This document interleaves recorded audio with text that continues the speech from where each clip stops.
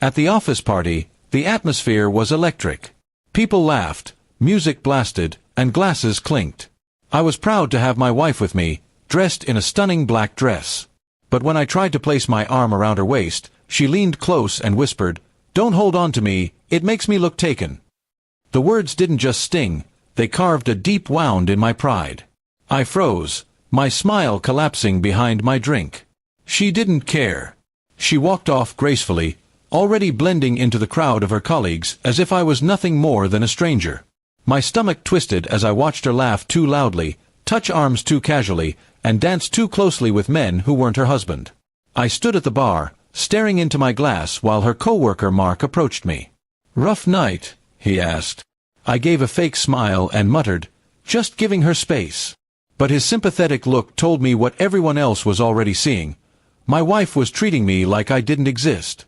When the DJ switched to a slow song, my chest burned with hope that she'd finally come back to me. But instead, she let another man lead her to the dance floor. They swayed close, her hand gripping his shoulder the way it used to grip mine. The betrayal was public, and everyone noticed. I clenched my fists, but I refused to cause a scene. I left the party early, texting her, "I'm going home. Enjoy your night." She didn't reply until an hour later, by which time I was already lying in bed, staring at the ceiling. When she finally walked in, she reeked of champagne and someone else's cologne. She didn't even try to explain.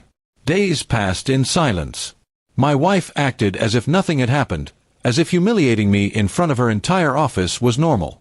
But I couldn't forget those words, "Don't hold on to me, it makes me look taken." That wasn't just a slip. It was the truth leaking out. She didn't want me anymore. One evening, I asked her directly, "Do you even want this marriage?" She hesitated before replying coldly, "I don't want to feel trapped." My chest went hollow, but my mind sharpened. That was all I needed to hear. I didn't argue. I didn't cry. I simply smiled and said, "Then don't feel trapped. You're free." She looked relieved, almost smug, believing she had crushed me completely. But what she didn't know was that her humiliation of me had lit a fire I intended to feed until it consumed her. You see, she worked at a company where I happened to know secrets, financial loopholes, shady dealings, and weak spots.